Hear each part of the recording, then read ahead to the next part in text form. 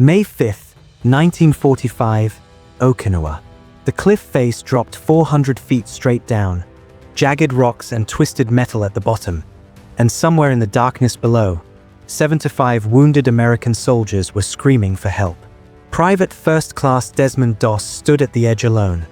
No weapon in his hands, no backup coming, and the Japanese were everywhere. Machine gun fire ripped through the air around him. Mortar shells exploded so close he could feel the heat, and every instinct in his body told him to run, to get down, to save himself. But Doss had made a promise. He'd told God he wouldn't kill, and he'd told his brothers he wouldn't leave them behind. The other soldiers had called him a coward for months because he refused to carry a rifle, mocked him for praying before battle, even beat him up and tried to get him kicked out of the army. They said he'd get them all killed. Now those same men were dying on that ridge, and Doss was the only one crazy enough to go back for them. Quick thing before we continue, hit subscribe if you want more incredible WW2 stories like this, because we're building something special here at WW2 Vault, and you'll want to be part of it. What those soldiers didn't know was that Desmond Doss was about to pull off the most insane rescue mission in the history of World War II. And he was going to do it completely unarmed in the middle of one of the bloodiest battles America ever fought. This is the story of how a baby-faced medic who looked 18 but was actually 26 years old proved that the bravest soldier on the battlefield doesn't need a gun. Desmond Doss had been different from the start, and everyone knew it. When he enlisted in 1942, he told the army he wanted to serve as a medic because his Seventh-day Adventist beliefs wouldn't let him carry a weapon or kill anyone. The army had never dealt with someone like this before. They called him a conscientious objector, which was just a fancy way of saying he had moral reasons for not fighting. But they let him in anyway because they needed every man they could get. Basic training was hell for Doss. His fellow soldiers hated him because they thought he was too good for combat, too religious, too weak. They called him names, pushed him around, and tried to get him to quit. One guy even threw a boot at his head while he was sleeping. His commanding officers weren't any better because they tried to discharge him for being mentally unfit, but Doss wouldn't leave. He wanted to serve his country, just in his own way. The real test came when Doss shipped out to the Pacific with the 77th Infantry Division. They fought in Guam and the Philippines, and that's where something started to change. When bullets started flying and men started falling, Doss would run straight into the worst of it with no weapon, no protection, just his medic bag and his faith. He'd drag wounded soldiers to safety, patch them up under fire, and refuse to leave until everyone was accounted for. The same guys who'd mocked him started to respect him because when you're bleeding out in a foxhole, you don't care if your medic carries a gun or not. You just care that he's brave enough to reach you. Then came Okinawa, and everything got worse. The Japanese had turned the island into a fortress, and the Americans had to fight for every inch of ground. On April 29, 1945, the 77th Division was ordered to take an escarpment that the soldiers nicknamed Hacksaw Ridge because of the brutal hand-to-hand fighting that happened there. The ridge was a 400-foot cliff with enemy positions dug in so deep that artillery couldn't touch them, and the only way up was a cargo net that left you completely exposed. Doss climbed that net with his unit, and for a week they fought on top of that ridge in some of the most vicious combat of the entire war. The Japanese attacked day and night, waves of soldiers charging with bayonets and grenades, and the Americans were losing men faster than they could count. May 5th was supposed to be just another day of grinding combat, but it turned into a nightmare. The Americans launched an attack at dawn, pushing forward across the ridge, and then the Japanese counterattack hit them like a hammer. Hundreds of enemy soldiers came screaming out of caves and bunkers. Machine guns opened up from 3 sides, and mortar shells started dropping right into the American positions.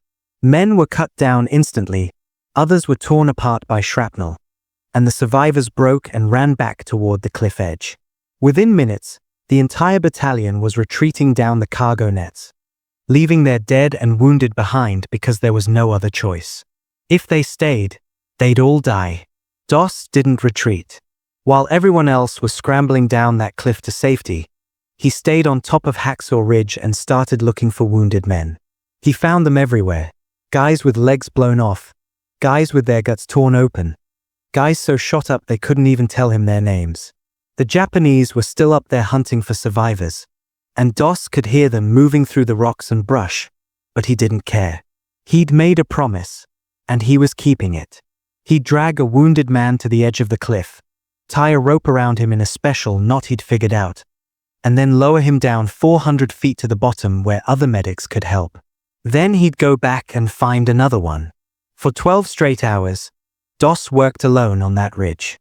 Machine gun bullets cracked past his head, mortar shells exploded close enough to throw dirt in his face, and Japanese soldiers were everywhere, but somehow they never spotted him. He'd pray before each trip, asking God to help him save one more, and then he'd run back into hell and find another wounded American. Some guys were conscious and could hold onto the rope. Others were unconscious and had to be carefully positioned so they wouldn't fall. Doss lowered them down one by one, never stopping, never resting. His hands raw and bleeding from the rope burns. Every time he thought he'd found the last man, he'd hear another voice calling for help from somewhere in the darkness. The soldiers at the bottom of the cliff couldn't believe what they were seeing. Bodies kept coming down that rope, one after another, and they knew Doss was up there alone doing this. The same guys who'd called him a coward were crying as they untied their friends and realized that the baby-faced medic had more guts than all of them combined. His commanding officer tried to order him down, but Doss wouldn't answer the radio because he was too busy saving lives. At one point, a grenade landed right next to him and blew shrapnel into his leg, but he just wrapped it up and kept going. Later, a sniper shot him in the arm, and he still didn't come down. When the sun came up on May 6th, Desmond Doss finally climbed down that cliff. He'd saved 75 men in one night, lowered every single one of them down by hand, and did it all without firing a shot. The battalion was in shock because nobody had ever seen anything like it. This wasn't some heroic charge with guns blazing. This was pure sacrifice. A man who'd risked everything to keep a promise he'd made to God and to his brothers in arms. President Harry Truman gave Desmond Doss the Medal of Honor on October 12, 1945, making him the first conscientious objector to ever receive America's highest military decoration. The same army that had tried to kick him out now called him a hero. Doss survived the war, went home to Virginia, and lived quietly until 2006, never bragging about what he'd done, never asking for recognition. When people asked him how he'd found the courage to stay on that ridge, he always said the same thing. He just kept praying for God to help him save one more. The soldiers who came down that cliff owed their lives to a man they'd once mocked. A baby-faced kid who proved that the strongest weapon on any battlefield isn't made of steel. Sometimes courage doesn't roar. Sometimes it's the quiet voice that says, "I'll go back one more time." Thanks for watching, and if you want more incredible stories of courage from World War II, make sure you're subscribed to WW2 Vault because we've got more amazing stories coming your way. Next week, we're covering the Marine who single-handedly held off 200 Japanese soldiers for 3 days straight. You won't want to miss it.